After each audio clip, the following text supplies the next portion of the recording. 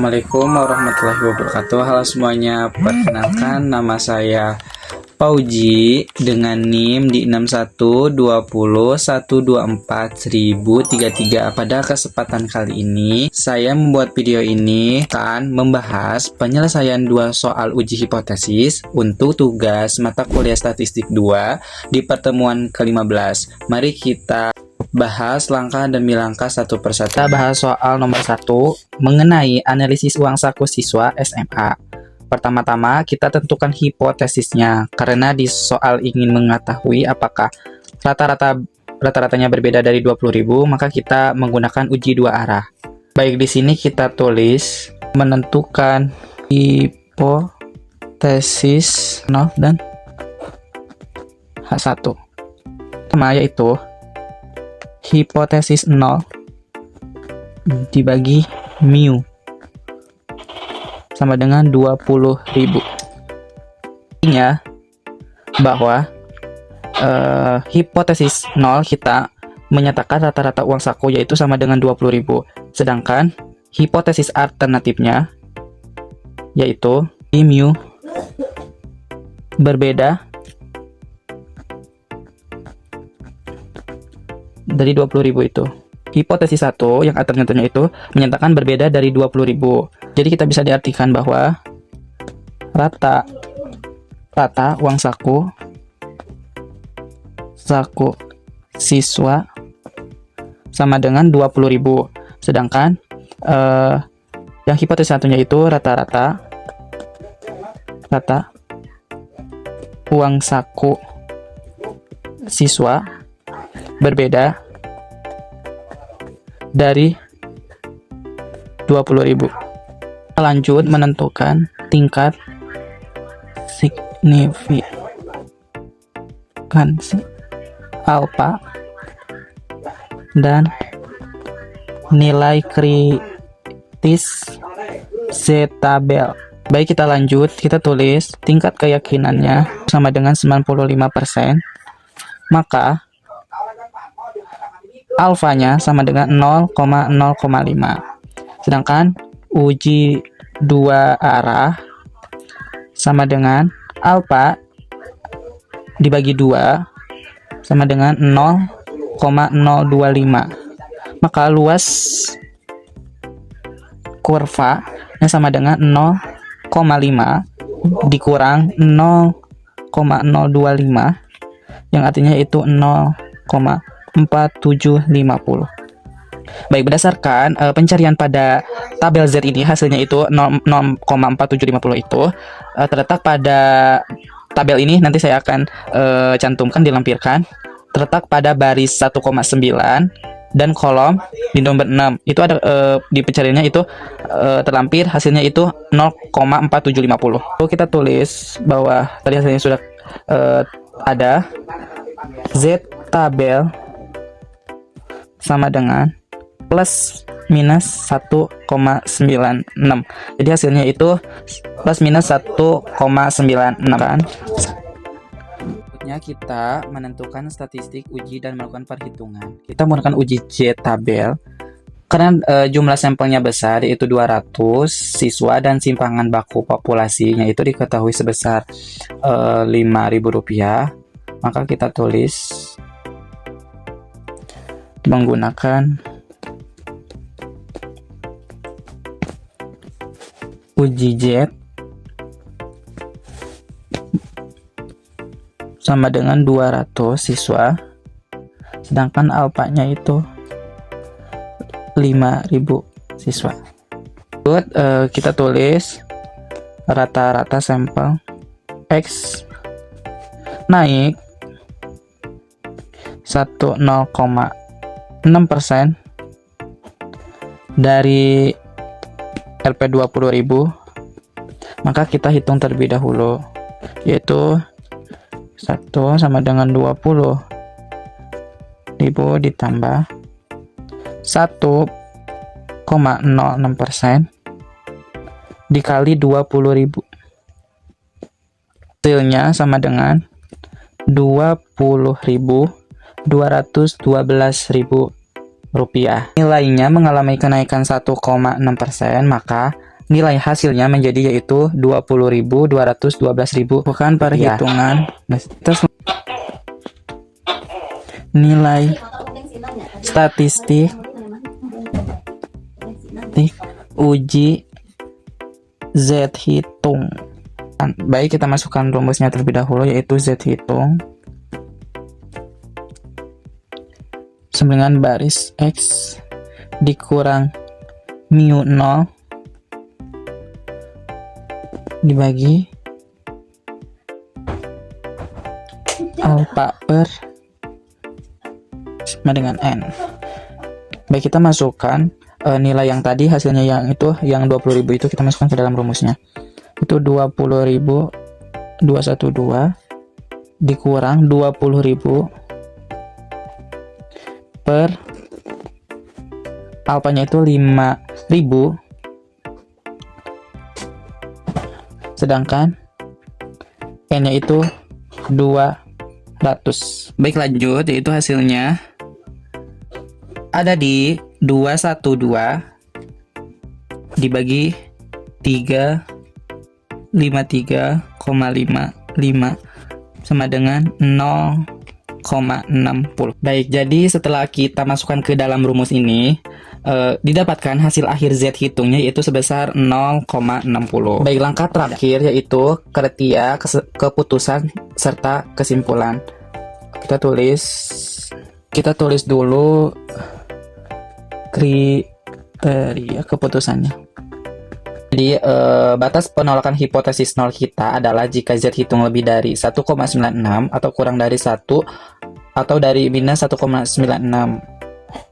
Karena nilai 0,60 berada di dalam batas aman penerimaan, maka keputusannya adalah hipotesis 0 gagal ditolak. Jadi kita bisa tulis seperti ini. Kita tulis di sini tolak jika Z hitung 1,96 atau Z hitung kurang dari 1,96. Jadi karena Z hitung sama dengan 0,60 berada di daerah penerimaan minus 1,96 kurang itu 96, maka hipotesis 0 yaitu gagal ditolak. Selanjutnya yaitu memberikan kesimpulannya. Jadi kesimpulannya yaitu tidak terdapat bukti yang cukup kuat untuk menyatakan bahwa rata-rata uang saku harian SMA berbeda dari nominal 20.000 per harinya. Sekarang mari kita lanjutkan ke pembahasan soal 2 mengenai keefektifan program pembelajaran baru.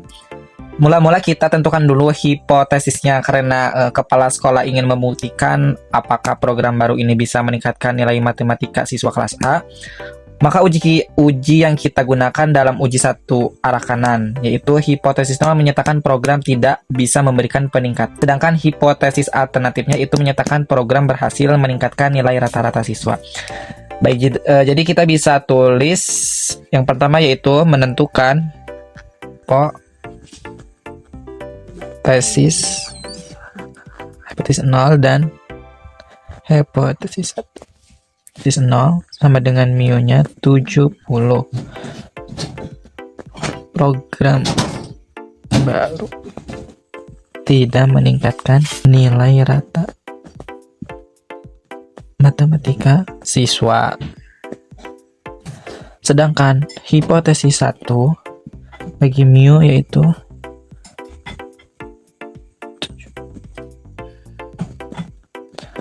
program baru meningkatkan nilai rata-rata matematika siswa. Selanjutnya yaitu menentukan tingkat kansi alfa dan nilai krisis tabel. Tingkat keyakinannya itu 90%, maka alfanya yaitu 0,10 uji satu arah. Sedangkan derajat kebebasan yaitu df sama dengan N dikurang 1 sama dengan 25 dikurang 1 sama dengan 24 siswa. Di tingkat keyakinan yang diinginkan itu 90%, sehingga nilai alfanya yaitu 0,10 jumlah dari kelas A yang diambil sebanyak yaitu 25 siswa dikurang 1, sehingga nilai derajat kebebasan atau DF kita yaitu sebesar 24. Selanjutnya kita tentukan nilai kritisnya lewat tabel T berikut. Berdasarkan tabel T, pada kolom uji satu arah, alfanya itu 0,10 dan baris DF-nya itu 24 diperoleh nilai T tabel 1,318. Dari tabel T ini, jika kita tarik dari kolom tingkat signifikansi uji satu arah yaitu ada di 0,10 ke bawah, lalu kita temukan dengan baris DF 24, kita akan mendapatkan nilai T tabel sebesar 1,318. Nanti saya akan melampirkan T tabel uji satu arahnya. Jadi setelah itu kita tentukan statistik uji dan melakukan perhitungan. Selanjutnya yaitu menggunakan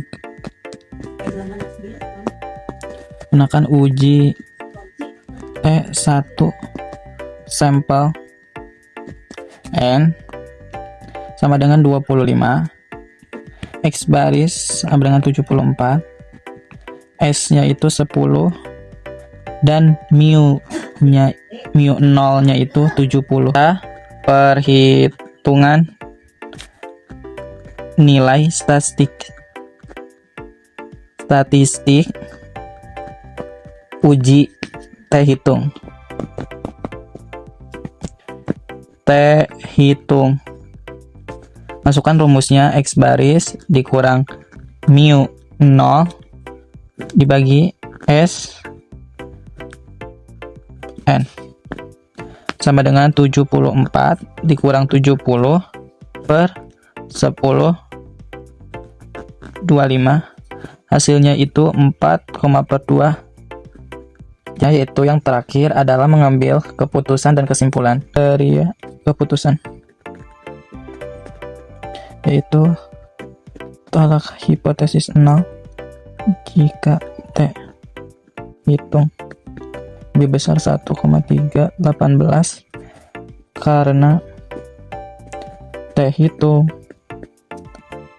2 lebih besar dari 18, maka hipotesis 0 ditolak. Kriteria keputusannya yaitu jika nilai T hitung lebih besar dari T tabel, yaitu yang tadi yang sudah dicatat, sudah dihitung 1,318, karena T hitung yang kita didapatkan yaitu 2, maka yang mana nilainya jelas lebih besar daripada 1,318 itu, maka keputusannya adalah H0 ditolak. Selanjutnya yaitu ada kesimpulan. Penerapan program pembelajaran baru tersebut terbukti secara nyata dan sukses dalam meningkatkan